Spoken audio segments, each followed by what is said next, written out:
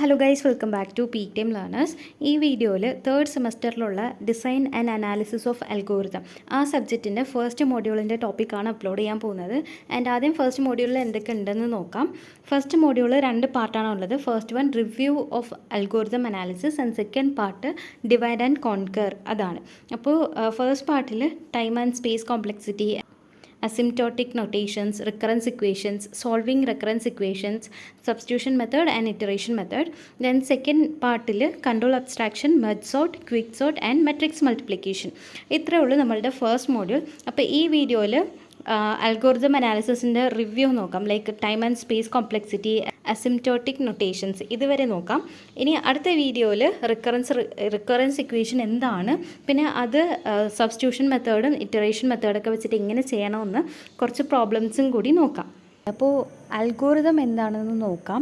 Algorithm എന്ന് പറയുന്നത് set of instructions ആണ്. ഒരു പ്രോബ്ലം നമ്മൾ സോൾവ് ചെയ്യാൻ വേണ്ടിയിട്ട് എന്തൊക്കെയാണ് ചെയ്യുന്നതെന്ന് സ്റ്റെപ്പ് ബൈ സ്റ്റെപ്പായിട്ട് എഴുതുന്നതാണ് algorithm. I hope everyone are familiar with that. Because നമ്മൾ ഫസ്റ്റ് സെമ്മിലും സെക്കൻഡ് സെമ്മിലും ഒക്കെ നമ്മൾ ലാബൊക്കെ ചെയ്യുമ്പോൾ ലാബ് എക്സാമിനൊക്കെ കോഡ് ചെയ്യുന്നതിന് മുന്നേ അൽഗോരിതം എഴുതി സൈൻ മേടിച്ചിട്ടായിരിക്കും ചെയ്യുന്നത്. അൽഗോരിതം മീനിങ് നമ്മൾ എന്തൊക്കെയാണ് ചെയ്യാൻ പോകുന്നത്, ആ ഒരു പ്രോബ്ലം സോൾവ് ചെയ്യാൻ വേണ്ടിയിട്ട് എന്താണ് ചെയ്യുന്നതെന്ന് സ്റ്റെപ്പ് ബൈ സ്റ്റെപ്പായിട്ട് എഴുതുന്നതാണ് അൽഗോരിതം. അപ്പോൾ ഈ ഒരു അൽഗോരിതം വെച്ചിട്ടാണ് നമ്മൾ അനലൈസൊക്കെ ചെയ്യാൻ പോകുന്നത്. അപ്പോൾ ഇപ്പോൾ ഒരു അൽഗോരിതം എടുക്കുകയാണെങ്കിൽ അതിൽ വെൽ ഡിഫൈൻഡ് ആയിട്ടുള്ള ഇൻപുട്സും വേണം, വെൽ ഡിഫൈൻഡ് ആയിട്ടുള്ള ഔട്ട്പുട്ട്സും വേണം. ഇൻപുട്ട്സ് 0 ആവാം, അല്ലെങ്കിൽ മോർ ദാൻ 0വും ആവാം. ദെൻ ഔട്ട്പുട്ട് എന്ന് പറയുന്നത് ഏതൊരു അൽഗോരിതം എടുത്താലും അതിൽ അറ്റ്ലീസ്റ്റ് ഒരു ഔട്ട്പുട്ടെങ്കിലും വേണം. പിന്നെ അത് ഡെഫിനിറ്റ് ആയിരിക്കണം. ഫോർ എക്സാമ്പിൾ, അത് ക്ലിയർ ആയിരിക്കണം, നമ്മൾ എഴുതുന്ന ഇൻസ്ട്രക്ഷൻ ക്ലിയർ ആയിരിക്കണം. പിന്നെ ഫൈനൈറ്റ്നെസ് ആയിരിക്കണം, അതായത് അത് ഇൻഫിനിറ്റ് ലൂപ്പിലോട്ട് പോവാതെ ഒരു ഫൈനൈറ്റ് നമ്പർ ഓഫ് സ്റ്റെപ്സിൽ വെച്ച് തന്നെ ടെർമിനേറ്റ് ആവണം. പിന്നെ എഫക്റ്റീവ് ആയിരിക്കണം. ഇതൊക്കെയാണ് അൽഗോരിതത്തിൻ്റെ പ്രോപ്പർട്ടീസ് എന്നൊക്കെ പറയുന്നത്. സോ അൽഗോരിതം എന്താണെന്ന് എല്ലാവർക്കും ഒരു ഐഡിയ കിട്ടിക്കാണും, അതിന് എല്ലാവർക്കും അറിയായിരിക്കും. സോ അതിൻ്റെ അകത്ത് ഡീറ്റെയിൽ ആയിട്ട് പോകുന്നില്ല. ഓക്കെ, നമ്മളുടെ ടോപ്പിക്കിലോട്ട് പോവാം. പെർഫോമൻസ് അനാലിസിസ് എന്ന് പറയുന്നത് ഒരു അൽഗോരിതം എത്രത്തോളം എഫിഷ്യൻ്റ് ആയിട്ടാണ് വർക്ക് ആവുന്നത്, വേറെ അൽഗോരിതം കമ്പയർ ചെയ്യുമ്പോൾ ഒരു അൽഗോരിതം എത്ര എഫിഷ്യൻ്റ് ആണ് എന്ന് അനലൈസ് ചെയ്യുന്നതാണ് പെർഫോമൻസ് അനാലിസിസ്. ഫോർ എക്സാമ്പിൾ, ഇപ്പോൾ നമുക്ക് രണ്ട് നമ്പർ സ്വാപ്പ് ചെയ്യുന്ന പ്രോഗ്രാം എടുക്കാം. രണ്ട് നമ്പർ നമുക്ക് ഡിഫറെൻറ്റ് വേസിൽ സ്വാപ്പ് ചെയ്യാൻ പറ്റും, റൈറ്റ്? ഫോർ എക്സാമ്പിൾ, ഫസ്റ്റ് എന്ന് പറയുന്നത് നമുക്ക് ടെമ്പററി വേരിയബിൾ വെച്ചിട്ട് ചെയ്യാൻ പറ്റും. Temp is equal to a എന്ന് കൊടുക്കാം. ഫോർ എക്സാമ്പിൾ, ഇപ്പോൾ എ ആൻഡ് ബി ആണ് നമ്മൾ സ്വാപ്പ് ചെയ്യാൻ പോകുന്ന വേരിയബിൾസ്.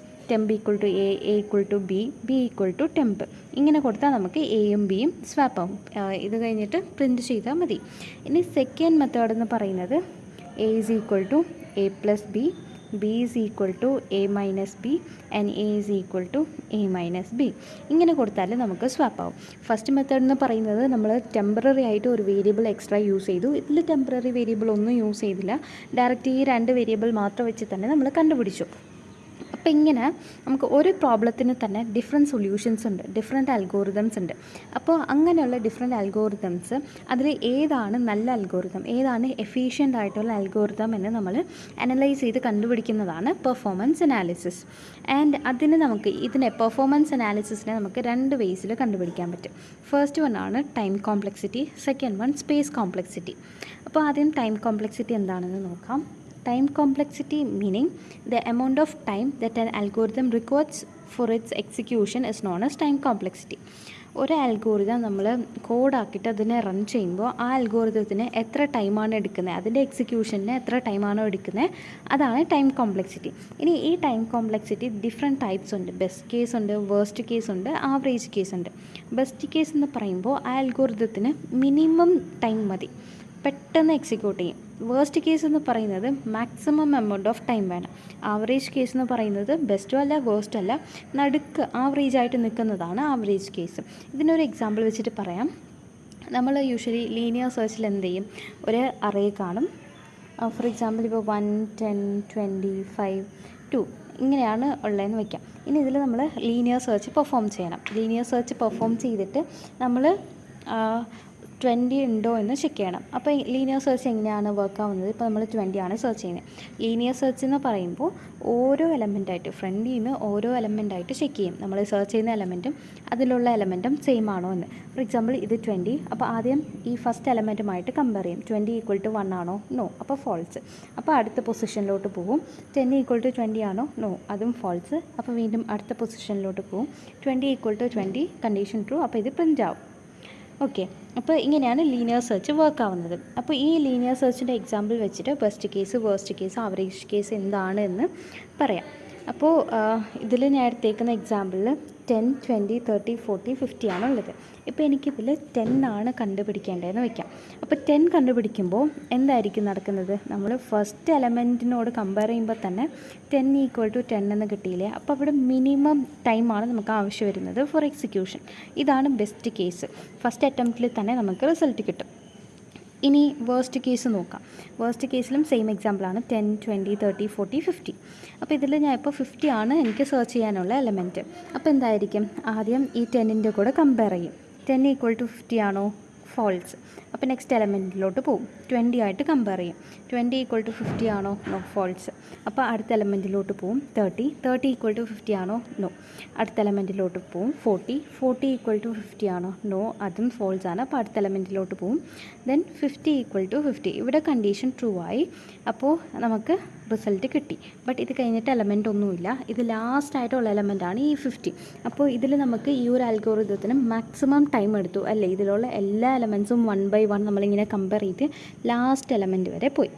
ഇതാണ് വേർസ്റ്റ് കേസ് എന്ന് പറയുന്നത്. ഇനിയുള്ളത് ആവറേജ് കേസ്. ആവറേജ് കേസ് എന്ന് പറയുമ്പോൾ ബെസ്റ്റ് അല്ല, വേർസ്റ്റ് അല്ല, മിഡിലുള്ളത്. ഫോർ എക്സാമ്പിൾ ഈ സെയിം എക്സാമ്പിളിൽ തന്നെ 10, 20, 30, 40, 50 ഇതിൽ തന്നെ ഞാൻ ഇപ്പോൾ സെർച്ച് ചെയ്യുന്ന എലമെൻറ്റ് 30 ആണെന്ന് വയ്ക്കാം. അപ്പോൾ എന്താവും? ആദ്യം ഫസ്റ്റ് എലമെൻറ്റുമായിട്ട് കമ്പയർ ചെയ്യും. 10 ≠ 30. അപ്പോൾ സെക്കൻഡ് എലമെൻറ്റിലോട്ട് പോവും. 20 ≠ 30. അത് കഴിഞ്ഞിട്ട് തേർഡ് എലമെൻറ്റിലോട്ട് പോവും. 30 = 30. നമ്മൾ സെർച്ച് ചെയ്യുന്ന എലമെൻറ്റ് കിട്ടി. ബട്ട് ഇത് ഫ്രണ്ടിലും അല്ല, ബാക്കിലും അല്ല, മിഡിലാണ് ഉള്ളത്. അപ്പോൾ ഇതാണ് ആവറേജ് കേസ്. അപ്പോൾ നമുക്ക് ടൈം കോംപ്ലക്സിറ്റി എടുക്കുകയാണെങ്കിൽ 3 കേസസ് ആണുള്ളത്: best case, worst case and average case. ഇനി ഈ ടൈം കോംപ്ലക്സിറ്റി നമുക്ക് കാൽക്കുലേറ്റ് ചെയ്യാൻ 2 മെത്തേഡ്സ് ആണുള്ളത്. ഫസ്റ്റ് മെത്തേഡ് എന്ന് പറയുന്നത് frequency count or step count. നമ്മളതിനെ ഫ്രീക്വൻസി കൗണ്ട് എന്ന് പറയും, സ്റ്റെപ്പ് കൗണ്ട് എന്ന് പറയും. പിന്നെ സെക്കൻഡ് മെത്തേഡ് എന്ന് പറയുന്നത് അസിംപ്റ്റോട്ടിക് നൊട്ടേഷൻസ്. ഈ 2 മെത്തേഡ് വെച്ചിട്ടാണ് നമ്മൾ ടൈം കോംപ്ലക്സിറ്റി കാൽക്കുലേറ്റ് ചെയ്യുന്നത്. ഓക്കെ, അതിൽ അസിംപ്റ്റോട്ടിക് നൊട്ടേഷൻസ് എന്താണെന്ന് പയ്യെ നോക്കാം. സെക്കൻഡ് വൺ എന്ന് പറയുന്നത് സ്പേസ് കോംപ്ലക്സിറ്റിയാണ്. നമ്മളിപ്പോൾ ടൈം കോംപ്ലക്സിറ്റി നോക്കി, ഇനിയുള്ളത് സ്പേസ് കോംപ്ലക്സിറ്റി. സ്പേസ് കോംപ്ലക്സിറ്റി എന്ന് പറയുന്നത് ഒരു അൽഗോരിതം നമ്മൾ എക്സിക്യൂട്ട് ചെയ്യുമ്പോൾ അതിന് എത്ര സ്പേസ് വേണം, the amount of space that an algorithm requires for its execution is known as space complexity. ഈ സ്പേസ് കോംപ്ലക്സിറ്റി 3 ടൈപ്സ് ആണുള്ളത്. Same like time complexity, best case, worst case and average case. പിന്നെ ഈ time complexity നമ്മൾ calculate ചെയ്യാൻ വേണ്ടിയിട്ട് നമ്മൾ 2 parts ആണ് use ചെയ്യുന്നത്.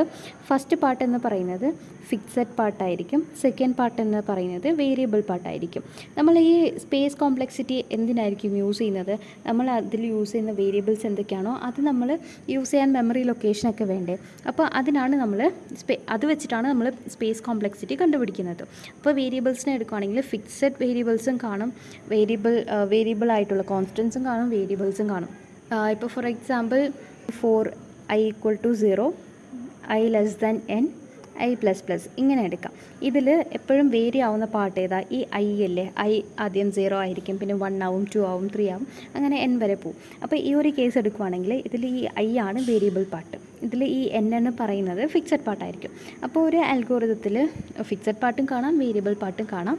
ഈ 2 പാർട്ട് വെച്ചിട്ടാണ് നമ്മൾ സ്പേസ് കോംപ്ലക്സിറ്റി കാൽക്കുലേറ്റ് ചെയ്യുന്നത്. അതിൻ്റെ ഫോർമുലയാണ് സ്പേസ് കോംപ്ലക്സിറ്റി = C + SP, അതായത് constant part or fixed part plus variable part, constant part plus variable part equal to space complexity. Okay, ഇതിൻ്റെ അകത്ത് ഒത്തിരി ഡീപ്പായിട്ട് ഇപ്പോൾ പോകണ്ട, ബിക്കോസ് നമുക്ക് ഫസ്റ്റ് മൊഡ്യൂളിൽ അതൊന്നും ഇല്ല.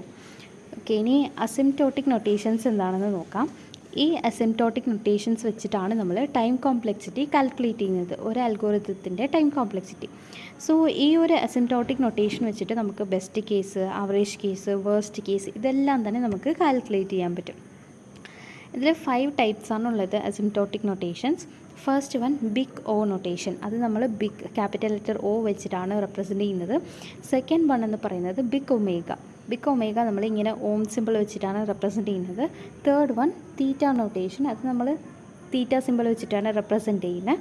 And fourth one little O notation, അത് നമ്മൾ സ്മോൾ ലെറ്റർ ഒ വെച്ചിട്ട് റെപ്രസെൻറ്റ് ചെയ്യും. And fifth one little omega, അതിന് small letter omega symbol use ചെയ്തിട്ടാണ് റെപ്രസെൻറ്റ് ചെയ്യുന്നത്. ഇങ്ങനെ അസിംപ്റ്റോട്ടിക് നൊട്ടേഷൻസ് 5 ടൈപ്സ് ഉണ്ട്. അപ്പോൾ 1 by 1 നോക്കാം. ഇതിൽ ഫസ്റ്റ് ഉള്ള 3 ടൈപ്സ് മാത്രം കുറച്ച് ഡീപ്പായിട്ട് പഠിച്ചാൽ മതി, ബിക്കോസ് ഇത് ബേസ് ചെയ്തിട്ട് നമുക്ക് ക്വസ്റ്റ്യൻസ് വരാറുണ്ട്. അപ്പോൾ ആദ്യത്തേതാണ് big O notation. Big O notation എന്ന് പറയുന്നത് ഞാനിപ്പോൾ അതെന്താണെന്ന് പറയാം. നിങ്ങൾക്ക് എക്സാമിൽ എഴുതണമെങ്കിൽ ഇതിൽ കൊടുത്തേക്കുന്ന ഈ പാരഗ്രാഫൊക്കെ എഴുതിയാൽ മതി. ഓക്കെ, ഇതിൻ്റെ ഇത് ഞാൻ ടെലഗ്രാമിൽ ഷെയർ ചെയ്യാം. And depends on the mark expand it പറ്റുവാണെങ്കിൽ. ഓക്കെ, ബിഗ് ഒ നൊട്ടേഷൻ എന്ന് പറയുന്നത് നമ്മൾ വേർസ്റ്റ് കേസ് ടൈം കോംപ്ലക്സിറ്റി കണ്ടുപിടിക്കാനാണ് യൂസ് ചെയ്യുന്നത്. ഇത് മെയിൻലി ഒരു അൽഗോരിതത്തിൻ്റെ അപ്പർ ബൗണ്ട് റൺ ടൈമാണ് ഇത് റെപ്രസെൻറ്റ് ചെയ്യുന്നത്. അതായത് അപ്പർ ബൗണ്ട് എന്ന് പറയുമ്പോൾ മാക്സിമം എമൗണ്ട് ഓഫ് ടൈം, അതാണ് വേർസ്റ്റ് കേസും കൂടി. So by using big O notation we can calculate maximum amount of time that an algorithm requires for its execution. അതായത് വേർസ്റ്റ് കേസ് ടൈം കോംപ്ലക്സിറ്റി കണ്ടുപിടിക്കാനാണ് നമ്മൾ ഈ big O notation use ചെയ്യുന്നത്. ഇനി big omega notation ഉണ്ട്. Big omega notation നമുക്ക് best case time complexity കണ്ടുപിടിക്കാനാണ് use ചെയ്യുന്നത്. ഇത് റെപ്രസെൻറ്റ് ചെയ്യുന്നത് lower bound of algorithm run ടൈമാണ്. ഒരു അൽഗോരിതത്തിൻ്റെ ലോവർ ബൗണ്ട് റൺ ടൈമാണ് ഈ ബിഗ് ഒമേഗ നൊട്ടേഷൻ റെപ്രസെൻറ്റ് ചെയ്യുന്നത്. ഇനിയുള്ളത് തീറ്റ നൊട്ടേഷൻ. തീറ്റ നൊട്ടേഷൻ എന്ന് പറയുമ്പോൾ ആവറേജ് ബൗണ്ട്, ഒരു അൽഗോരിതത്തിൻ്റെ റൺ ടൈമിൻ്റെ ആവറേജ് ബൗണ്ട് റെപ്രസെൻറ്റ് ചെയ്യുന്നതാണ് തീറ്റ നൊട്ടേഷൻ. സോ തീറ്റ നൊട്ടേഷൻ വെച്ചിട്ട് നമുക്ക് ഒരു അൽഗോരിതത്തിൻ്റെ ആവറേജ് കേസ് ടൈം കോംപ്ലക്സിറ്റി കണ്ടുപിടിക്കാൻ പറ്റും. ബാക്കിയുള്ള രണ്ടിനും അത്രത്തോളം ഇമ്പോർട്ടൻസ് കൊടുത്ത് പഠിക്കണ്ട. ആൻഡ് ക്വസ്റ്റ്യൻ പേപ്പർ റെഫർ ചെയ്തിട്ട് അത് ഇമ്പോർട്ടൻ്റ് ആണെങ്കിൽ നെക്സ്റ്റ് വീഡിയോയിൽ പറയാം. അപ്പോൾ ഇത്രയേ ഉള്ളൂ. അൽഗോരിതത്തിൻ്റെ പ്രോപ്പർട്ടീസ്. അൽഗോരിതം എന്ന് പറയുന്നത് സ്റ്റെപ്പ് ബൈ സ്റ്റെപ്പ് ഇൻസ്ട്രക്ഷൻസ് ആണ്. അതിൽ അറ്റ്ലീസ്റ്റ് ഒരു ഔട്ട്പുട്ടെങ്കിലും വേണം. 0 or more ഇൻപുട്ട് കാണാം. ഡെഫിനറ്റ് ആയിരിക്കണം, ഫൈനൈറ്റ് ആയിരിക്കണം, എഫക്റ്റീവ് ആയിരിക്കണം. ദെൻ പെർഫോമൻസ് അനാലിസിസ് എന്ന് പറയുന്നത് ഒരു അൽഗോരിതം വേറെ അൽഗോരിതത്തിൻ്റെ കമ്പയർ ചെയ്യുമ്പോൾ എത്രത്തോളം എഫിഷ്യൻ്റ് ആണ് എന്ന് പറയുന്നതാണ് പെർഫോമൻസ് അനാലിസിസ്. അത് 2 ടൈപ്പിൽ മെഷർ ചെയ്യാൻ പറ്റും, time complexity and space complexity. Time complexity എന്ന് പറയുന്നത് ഒരു അൽഗോരിതം എക്സിക്യൂട്ട് ചെയ്യാൻ എടുക്കുന്ന ടൈമാണ്. അത് 3 ടൈപ്സ് ഉണ്ട്: best case, worst case and average case. And space complexity എന്ന് പറയുന്നത് ഒരു അൽഗോരിതം എക്സിക്യൂട്ട് ചെയ്യുമ്പോൾ അതിനാവശ്യമുള്ള സ്പേസ്, അതും 3 കേസസ് ആണുള്ളത്: best case, average case and worst case. പിന്നെ അസിംപ്റ്റോട്ടിക് നൊട്ടേഷൻസ്, ഇത് വെച്ചിട്ടാണ് നമ്മൾ ടൈം കോംപ്ലക്സിറ്റി കാൽക്കുലേറ്റ് ചെയ്യുന്നത്. ഇതിൽ 5 ടൈപ്സ് ഉണ്ട്: big O notation, big omega notation, theta notation, little O notation and little omega notation. അപ്പോൾ ഇത്രയേ ഉള്ളൂ. ഈ വീഡിയോ ഹെൽപ്ഫുൾ ആണെങ്കിൽ ലൈക്ക് ചെയ്ത് ഫ്രണ്ട്സിനും കൂടി ഷെയർ ചെയ്യുക. ആൻഡ് ഇതിൻ്റെ നെക്സ്റ്റ് ആയിട്ട് റെക്കറൻസ് ഇക്വേഷൻ എന്താണ്, ആൻഡ് റെക്കറൻസ് ഇക്വേഷൻ എങ്ങനെയാണ് സോൾവ് ചെയ്യേണ്ടത്, സബ്സ്റ്റിറ്റ്യൂഷൻ ആൻഡ് ഇറ്ററേഷൻ മെത്തേഡ്സിൽ കുറച്ച് പ്രോബ്ലംസും കൂടി നോക്കാം. താങ്ക്